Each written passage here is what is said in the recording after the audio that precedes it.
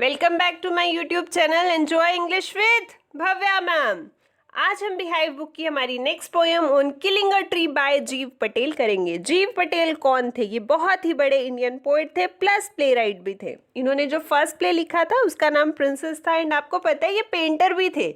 ये एक ऐसे ग्रुप ऑफ राइटर से बिलोंग करते थे जो ग्रीन मूवमेंट में इन्वॉल्व थे। मतलब इन्होंने बहुत सारे एफर्ट्स किए एनवायरनमेंट को प्रोटेक्ट करने के लिए और इनकी जो पोएम्स हैं वो भी बहुत डीप कंसर्न दिखाती है नेचर को लेके और एक्सपोज करती है मैन कितना क्रूअल है इसको लेके। अगर हम पोएम की बात करते हैं, आप इसके टाइटल को देखो, ऑन किलिंग अ ट्री। इससे क्या समझ में आ रहा है कि ट्री को किल किया जा रहा है? तो यहाँ पर क्या है, पोएट जो है सिंबलाइज कर रहा है एक बहुत ही बड़े एविल को। वो कहता है कि किलिंग अ ट्री, ट्री को मारना है, लेकिन उसको मारना इतना आसान नहीं है। मतलब अगर आप किसी ट्री को कट करना चाहते हो तो ये बिल्कुल मत समझो कि ये बहुत इजी टास्क है। वो कहता है कि जो ट्री है उसको किल करने के लिए आप ये नहीं सोच सकते कि आपने नाइफ उठाया, उस पर रफली अटैक किया और जो ट्री है वो किल हो जाएगा। ऐसा नहीं होगा। परमानेंटली ट्री को किल करने के लिए आपको क्या करना पड़ेगा? उसकी जड़ों को वीक करना पड़ेगा, उसको रूट से उखाड़ना पड़ेगा।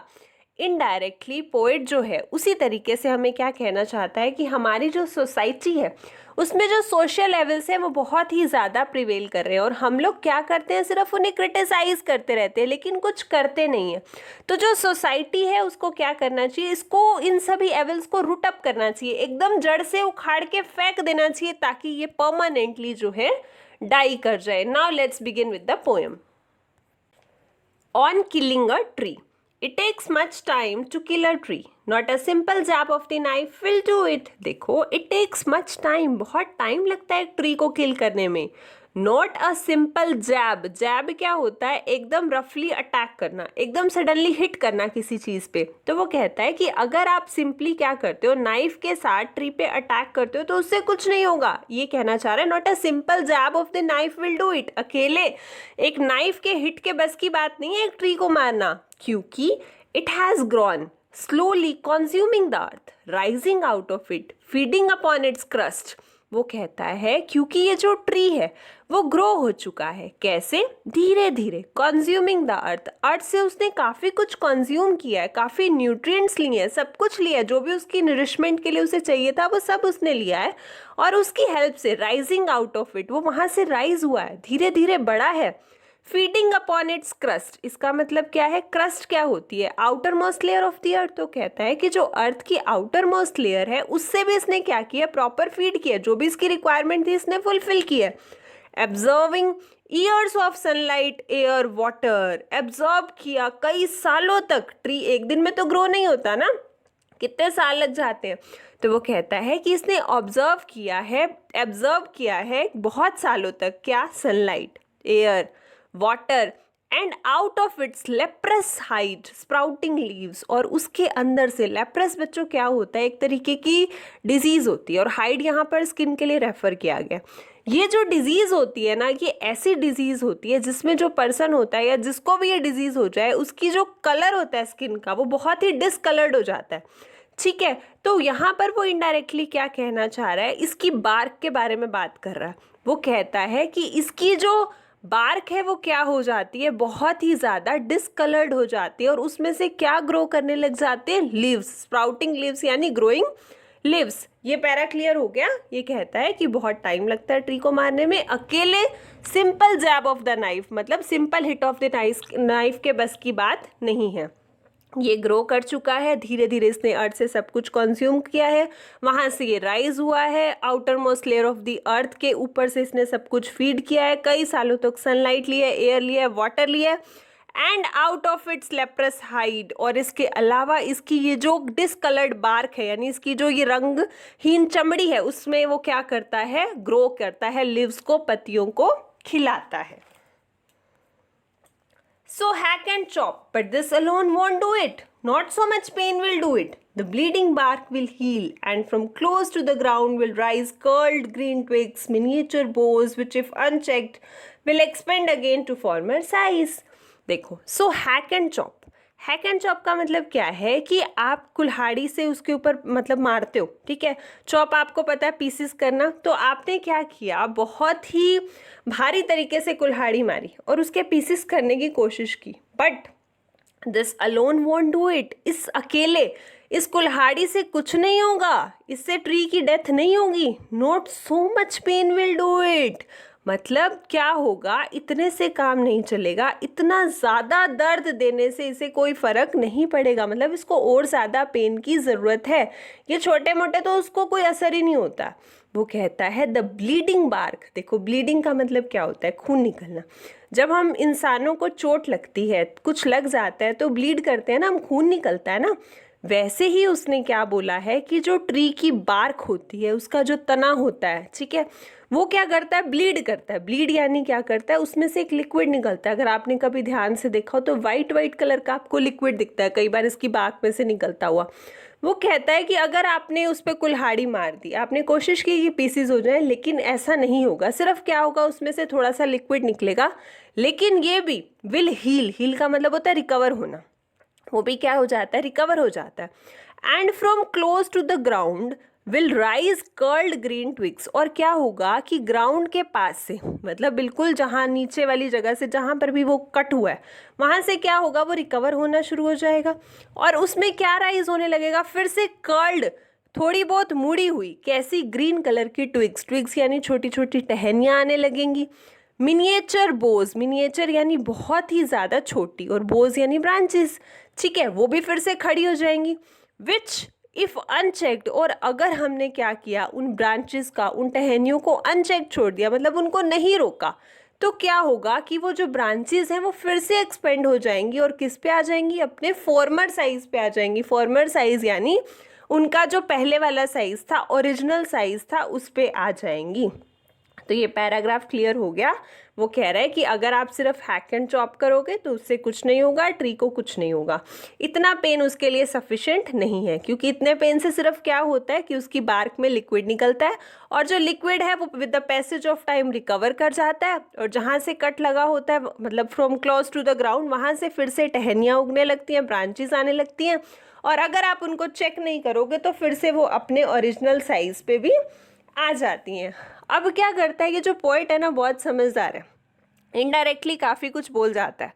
तो वो ये भी कहना चाह रहा है इनडायरेक्टली शायद, कि जो बड़ी बड़ी बुराइयां होती है ना, उनको आप ऐसे छोटे छोटे अटैक से ख़त्म नहीं कर सकते, कि आपने उस पर कुल्हाड़ी मार दी या कुछ हल्का फुल्का कर दिया। मतलब एक बार अगर इस तरीके की कोई भी बुराई है, कोई भी सोशल लेवल से अगर वो पनप जाती है ना, तो वो क्या करती हैं, छोटे मोटे प्रहार से उन पर कोई असर नहीं होता, वो फिर से अपना ओरिजिनल रूप ले लेती हैं। तो इसका परमानेंट सॉल्यूशन क्या है, हम देखते हैं। No, the root is to be pulled out of the anchoring earth. It is to be roped, tied and pulled out, snapped out or pulled out entirely. वो कहते हैं नहीं, आपको क्या करना चाहिए, root is to be pulled out. मतलब कि रूट को तो क्या करना पड़ेगा, जड़ से निकालना ही पड़ेगा। कहाँ से, out of the anchoring earth. Anchoring earth का मतलब क्या है, देखो कोई भी शो होता है, कोई भी इवेंट होता है, उसमें एक एंकर होता है। एंकर क्यों होता है, जो स्टेज कंडक्ट करता है उसको हम बोलते हैं। वो क्या करता है, पूरे सभी ऑडियंस को, सभी लोगों को टाइटली होल्ड करके रखता है। वैसे ही ये क्या कहना चाहता है, एंकरिंग अर्थ, मतलब कि जो अर्थ है वो क्या करती है, ट्री की रूट को टाइटली होल्ड करके रखती है। It is to be roped, tied, इसके लिए आपको क्या करना पड़ेगा, मजबूत सी कोई रस्सी लेनी पड़ेगी, उससे बांधना पड़ेगा, एंड पुल्ड आउट, और फिर उससे क्या करना पड़ेगा, जोर से बाहर खींचना होगा। स्नैप्ड आउट, स्नैप्ड आउट यानी इसको जड़ से उखाड़ना होगा, और pulled out entirely, entirely means completely, और या फिर आपको क्या करना है, इसे पूरी तरीके से क्या करना है, उखाड़ देना है, बाहर की ओर खींचना है कंप्लीटली। कहाँ से, फ्रॉम द अर्थ केव। केव का आपको पता है गुफा, खाई, इसलिए यूज होता है। तो कहता है कि उसकी जो रूट्स हैं वो कहाँ होती हैं, अर्थ की केव के अंदर, उसकी खाई के अंदर फिक्स होती हैं। तो आपको वहाँ से इसको एंटायरली पुल आउट करना पड़ेगा। And the strength of the tree exposed. Expose आपको पता है क्या होता है, क्या होता है, किसी भी चीज़ को अनहाइड करना, एक्सपोज कर देना, और इसकी स्ट्रेंथ क्या है, रूट्स हैं। तो कहता है कि जो ट्री की स्ट्रेंथ है ना, उसको हमें क्या करना पड़ेगा, एक्सपोज करना पड़ेगा, अनहाइड करना पड़ेगा, तभी आप एक ट्री को किल कर सकते हो। The source white and wet, जो सोर्स है, इसका सोर्स क्या है, ट्री का रूट ही है ना। रूट कैसी है, वाइट है, वेट है, थोड़ी सी गिल्ली भी है। द मोस्ट सेंसिटिव हिडन, क्योंकि ये जो है एक ऐसा पार्ट है ट्री का जो बहुत ही ज़्यादा सेंसिटिव होता है और सालों तक अर्थ के नीचे हिडन रहता है, छुपा हुआ रहता है। ये पैरा क्लियर हो गया। इसमें जो पॉइंट है वो क्या कह रहा है कि किस तरीके से आप ट्री को किल कर सकते हो। इसका परमानेंट सॉल्यूशन ये है कि आप इसकी जड़ को खत्म करो, इसको एंकरिंग अर्थ में से निकाल दो, जिसने इसको टाइटली होल्ड करके रखा हुआ है, इस पे रस्सी बांधो, इसको टाई करो, इसको खींचो, इसको जड़ से उखाड़ो, इसको पूरा उखाड़ दो, इसको खाई में से निकाल लो, इसकी स्ट्रेंथ को एक्सपोज करके रख दो, क्योंकि ये वाइट होती है, गिल्ली होती है, सेंसिटिव होती है, अर्थ के नीचे कई सालों से दबी हुई होती है। अब इनडायरेक्टली यहाँ पर भी पोएट कोई छोटा सा मैसेज दे रहा है बाय दिस। वो क्या कह रहा है कि आप किसी भी बुराई को तब तक खत्म नहीं कर सकते हो जब तक आपको इसका सोर्स पता नहीं चल जाता कि बुराई पनप कहाँ से रही है। जैसे ट्री को किल करने के लिए क्या जरूरी है, उसकी रूट का हमें पता चलना जरूरी है, रूट को उखाड़ना जरूरी है। तो कहते हैं जब तक आप उसकी कोई भी सोशल लेवल है उसको एक्सपोज नहीं करोगे, उसको अनहाइड नहीं करोगे, तब तक उसका परमानेंट सॉल्यूशन हमें नहीं मिलेगा। अब आगे देखते हैं। Then the matter of scorching and choking in sun and air. अब ये देखो, ये मैटर क्या है। मैटर ये है कि आपने क्या किया, पेड़ की जो भी आपका ट्री था उसकी जो रूट है उसको उखाड़ कर बाहर निकाल दिया।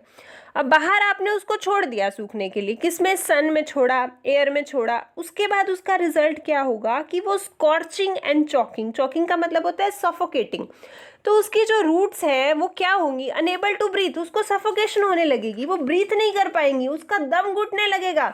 और इसके साथ साथ वो क्या होने लगेंगी, स्कॉर्चिंग। स्कॉर्चिंग यानी उसको बाहर छोड़ा गया किसके लिए, झुलसने के लिए, धूप में छोड़ दिया उसको। इसका रिजल्ट क्या होगा, that it will become browning, वो ब्राउन होने लगेगी, धूप में पड़ी पड़ी क्या हो जाएगी, ब्राउन होएगी ना, उसका कलर चेंज हो जाएगा। हार्डनिंग, टाइट होने लगेगी, सख्त होने लगेंगी। ट्विस्टिंग, ट्विस्टिंग यानी मुड़ना, तो वो जो रूट्स हैं वो क्या होंगी, मुड़ जाएंगी। वीदरिंग, मुरझा जाएंगी।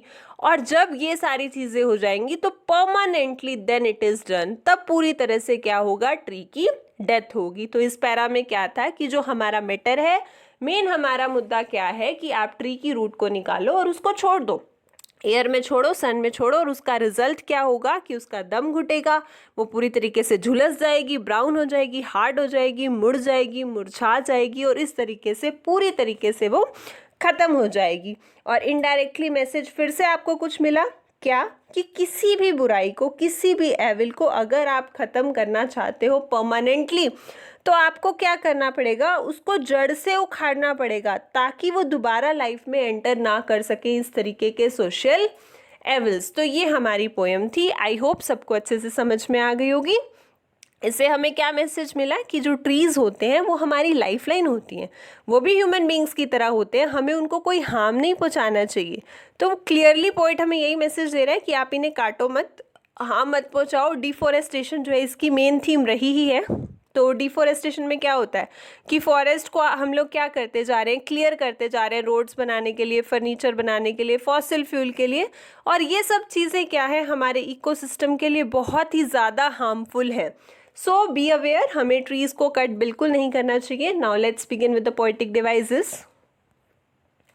First one is metaphor. Metaphor आपको पता है कंपैरिजन करना without as and like. First is leprous hide. Leprous क्या था, डिजीज थी, हाइड यानी स्किन, लेकिन ये लिप्रस हाइड इनडायरेक्टली उसने किसको बोला है, ट्री की बार्क को बोला है, दैट इज मेटाफर, वहां उससे कंपेयर किया। Second is bleeding bark. अब ब्लीडिंग किसको होती है, इंसान को होती है, ह्यूमन बींग का खून निकलता है, लेकिन इनडायरेक्टली इसने क्या किया, वाइट लिक्विड जो है बार्क का, उसके लिए उससे रेफरेंस दिया, तो ये क्या है, again metaphor. Second is alliteration, repetition of consonant sound is there, मतलब वाउल को छोड़ के, ए ई आई ओ यू को छोड़ के कोई भी रिपीटिशन हो, that is alliteration. Bleeding bark, B is repeated here, white and wet, W is repeated here. Third is repetition. आपने अगर थर्ड पैराग्राफ में देखा हो तो बहुत ही ज़्यादा रिपीटेशन का यूज़ किया गया, बार बार pulled out pulled out pulled out, तो ये क्या था, रिपीटेशन थी। Fourth one is enjambment. Enjambment आपको बहुत बार बताया है मैंने कि कभी भी दो लाइन जो है, मतलब फर्स्ट लाइन का जो सेंटेंस है वो दूसरी लाइन में कंटिन्यू हो विदाउट एनी पंक्चुएशन मार्क। कुछ एग्जाम्पल्स मैंने लिखे हैं। Not a simple jab of the knife will do it, देखो of the knife will do it, बीच में कुछ पंक्चुएशन नहीं है।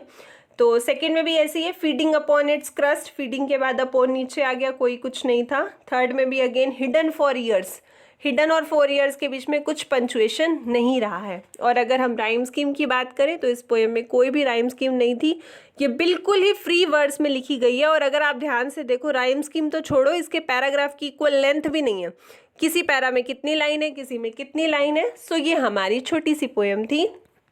Thank you very much. Please like, share and subscribe our own YouTube channel. Enjoy English with Bhavya ma'am. Thank you.